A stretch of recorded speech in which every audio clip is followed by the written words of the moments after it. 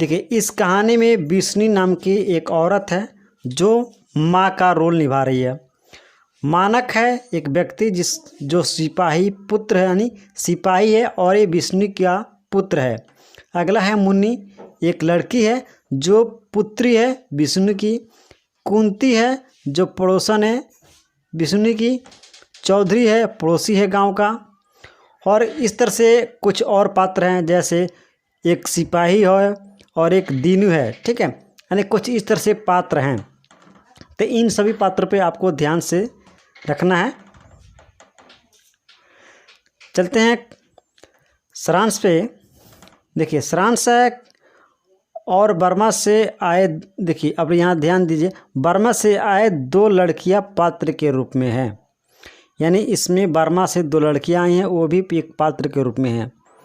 सारांश है, यह पाठ एक एकांकी है जिसमें मध्यवर्गीय परिवार की उत्पन्न हालत को दिखाया गया है। यानी इस पाठ के माध्यम से मध्यवर्गीय परिवार की जो हालत होती है उस परिस्थिति को दिखाने का प्रयास किया गया है।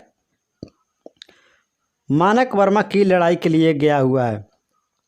सुबह का समय है, एक घोड़ा गाड़ी आती है और मुनि मानक की चिट्ठी के लिए दौड़ जाती है, जबकि बाद में पता चलता है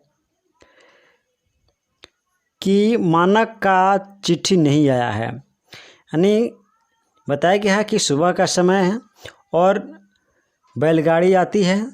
तो बैलगाड़ी जैसे आती है तो मुनि जो है दौड़कर जाती है मानक की चिट्ठी के लेने के लिए, लेकिन उस समय पता चलता है कि मानक की चिट्ठी नहीं आई हुई है।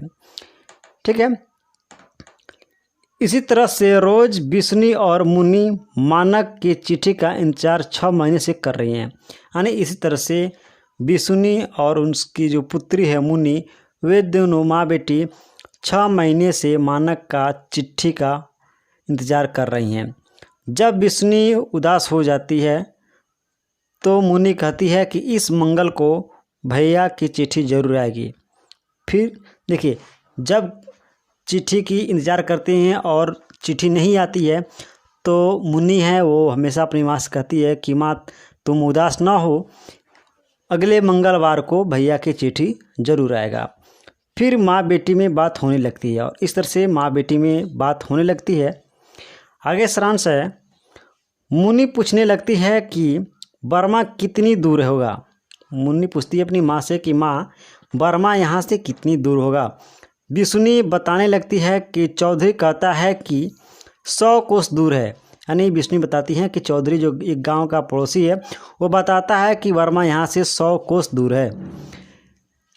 यह भी बताता है कि वहाँ कोई गाड़ी मोटर नहीं जाता है, तभी पानी जहाज़ से जाते हैं। यानी सभी जो लोग हैं वे पानी जहाज़ से जाते हैं।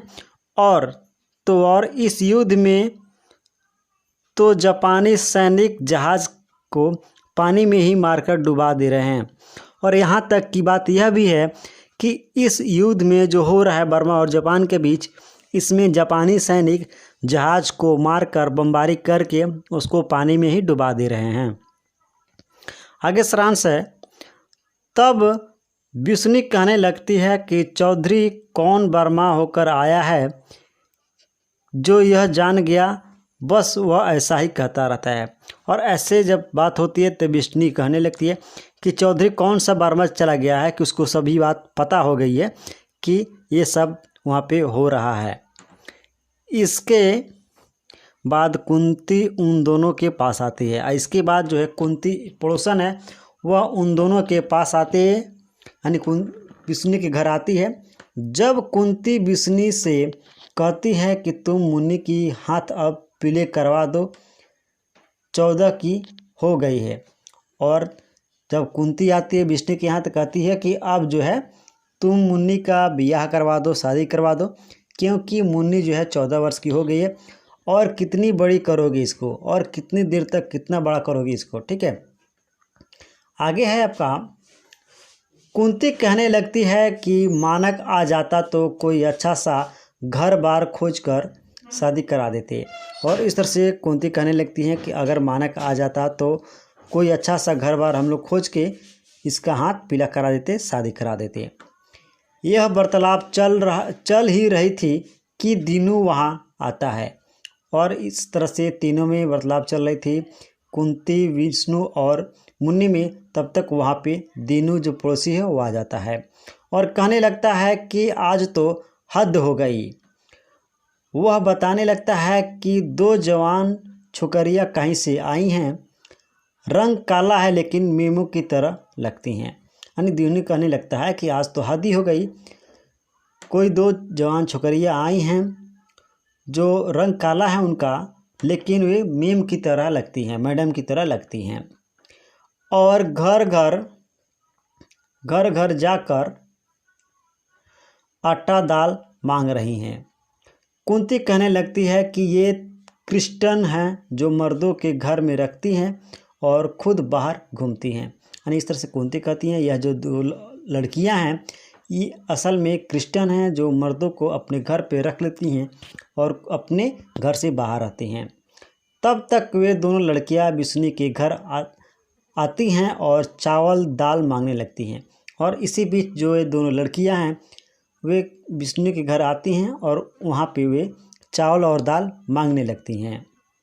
आगे सारांश में है, एक लड़की बताने लगती है कि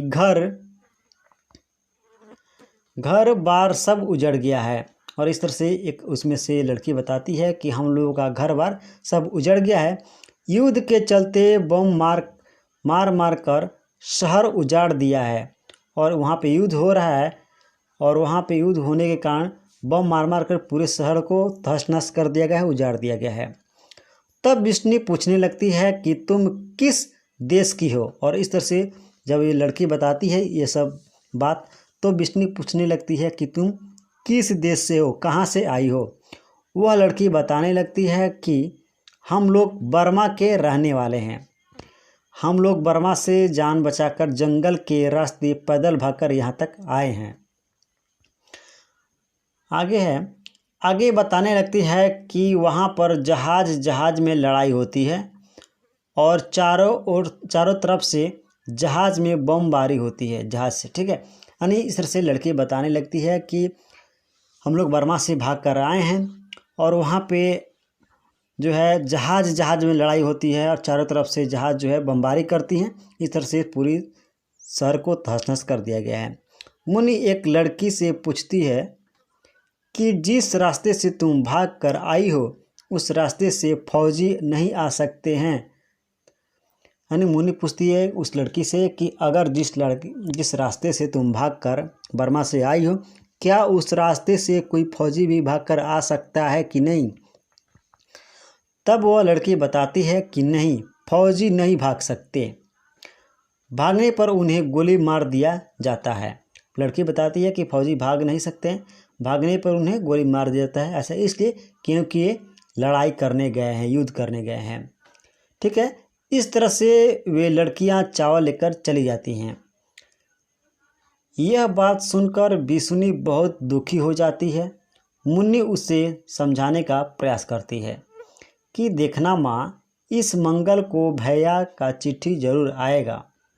और इस तरह से जब यह बात सुनती है विष्णु की कोई फौजी भाग कर नहीं आ सकता तो दुखी हो जाती है। तब मुनि जो है अपनी माँ को समझाने लगती है कि देखो माँ, ऐसा उदास मत हो, इस मंगलवार को भैया की चिट्ठी आएगी या ज़रूर भैया ही खुद आएगा, ठीक है, नहीं तो भैया ही खुद आ रहे होंगे।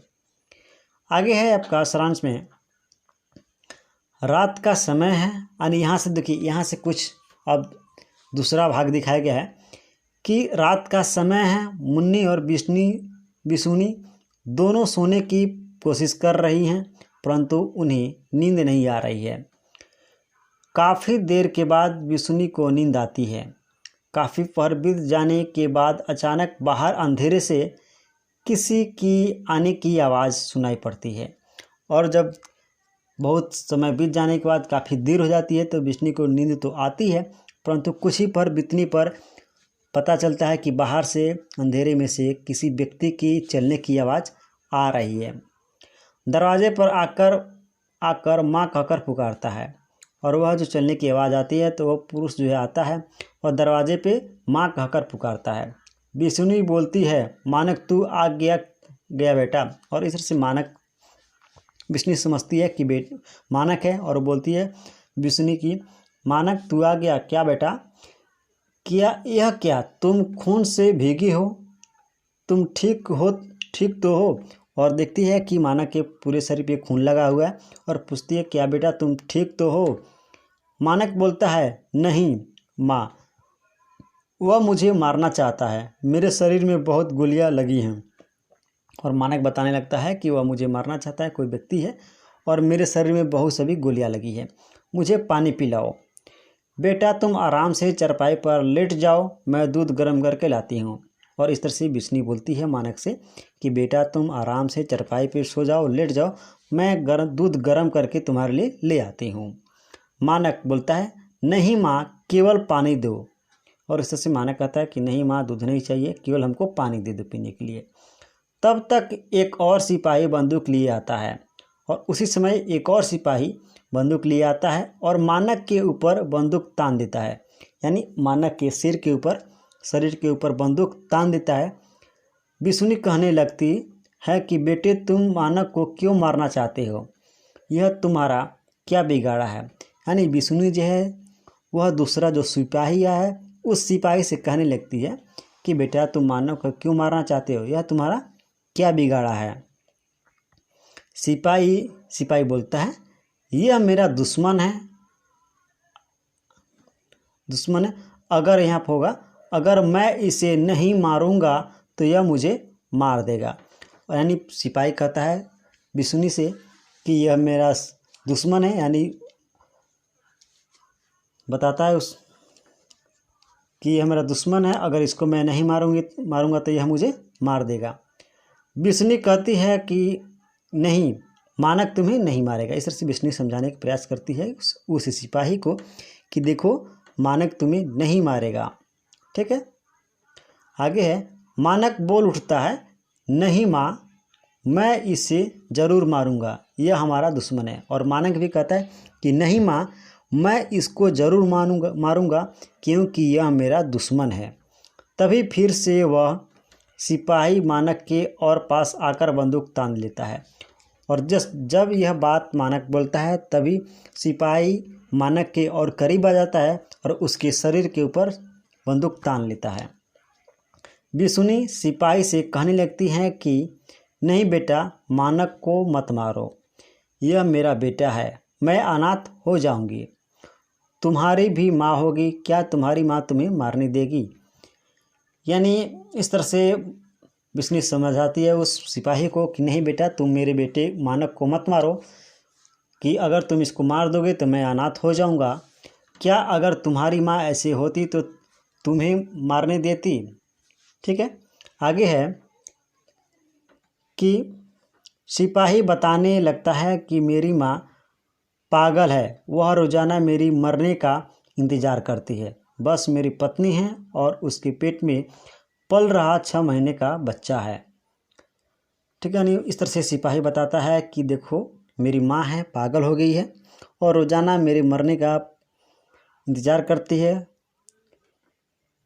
और इसके अलावा बस मेरी एक पत्नी है जिसके पेट में 6 महीने का बच्चा पल रहा है। ठीक है, आगे है, अगर मैं मर गया तो वह फांसी लगा लेगी। और सिपाही कहता है कि अगर मैं मर गया तो मेरी बेबी जो है फांसी लगा लेगी। तुम्हारा बेटा वहशी है, हो गया है, यह बहुत लोगों की जान ली है। यानी सिपाही बताने लगता है कि यह तुम्हारा जो बेटा है मानक, यह वहशी हो गया है, वहशी दरिंदा बोलते हैं ना, तो यानी वही वहशी हो गया है। विष्णु कहने लगती है कि मानक तुम सौगंध खाओ कि इसको नहीं मारोगे। और इस तरह से विष्णु अपने बेटे मानक को समझाने लगती है कि देखो मानक, तुम कसम खाओ, सौगंध खाओ कि तुम इस सिपाही को नहीं मारोगे। इस तरह से कुंती मानक और सिपाही के बीच में खड़ी हो जाती है। अरे इस तरह से जो कुंती है वह मानक और उस सिपाही के बीच में खड़ी हो जाती है। मानक विष्णु को झटक कर हटा देता है और अचानक खड़ा हो जाता है। और मानक जो है उस अपनी माँ को, विष्णु को झटक कर वहाँ से हटा देता है बीच में से, और अचानक जो है खड़ा हो जाता है और सिपाही को नीचे गिरा देता है। आगे है, विष्णु मानक मानक चिल्लाने लगती है। और जब मानक जो है उस सिपाही को गिरा देता है नीचे और खड़ा हो जाता है तो बिस्नुनी चिल्लाने लगती है कि मानक मानक। तभी एक साथ 4-6 गोली चलने की आवाज़ आती है। और उसी वक्त जब चिल्लाते चिल्लाते बिस्नुनी अपना चेहरा कपड़े से ढक लेती है तो उसी वक्त जो है 4-6 गोली चलने की आवाज़ आती है। मुनि घबराए हुए आवाज़ में माँ क्या हुआ। और तभी जो मुनि है बिस्नुनी की पुत्री वह घबराए हुए आवाज़ में बोलती है कि माँ क्या हुआ।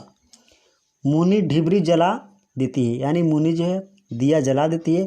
अब कमरे में प्रकाश हो गया था और जैसे दिया जला दी उसके बाद कमरे में प्रकाश हो गया। बिस्नुनी चारपाई पर बैठ जाती है और बिस्नुनी जो है चारपाई पर बैठ जाती है। ठीक है। मुनि कहने लगती है कि तुम रोज़ भैया के ही सपने देखती हो। यानी अब मुनि बताती है कि माँ तुम रोज़ भैया के ही सपने देखती हो। यानी कहने का मतलब है ये जो घटना हुई यह सपने में हुई थी बिस्नुनी के। तुम चिंता न करो, भैया अगले मंगल को ज़रूर आएंगे। बिस्नुनी बोलती है हाँ बेटी, और तुम्हारे लिए सुच्चे मोतिये के कड़े लाएगा। और इसे बताने लगती है कि हाँ बेटी अगले मंगलवार को तुम्हारा भैया आएगा, लेकिन तुम्हारे लिए सुच्चे मोती के कड़े जरूर लाएगा। यानी ये जो घटना हुई थी यह एक सपने में हुई थी बिस्नुनी के। ठीक है। तो आज की क्लास में हम लोगों ने सारांश डिस्कस कर लिया। वीडियो को अच्छा लगा तो लाइक करके जरूर जाइएगा, चैनल पर नए हैं तो सब्सक्राइब कीजिएगा। और इसके बाद हम लोग इसका ऑब्जेक्टिव क्वेश्चन लाइव करेंगे, तो लाइव क्लास में आना ना भूलिएगा शाम को 7:35 पे। ठीक है, चलते हैं, मिलेंगे अगले क्लास में। तब तक के लिए धन्यवाद।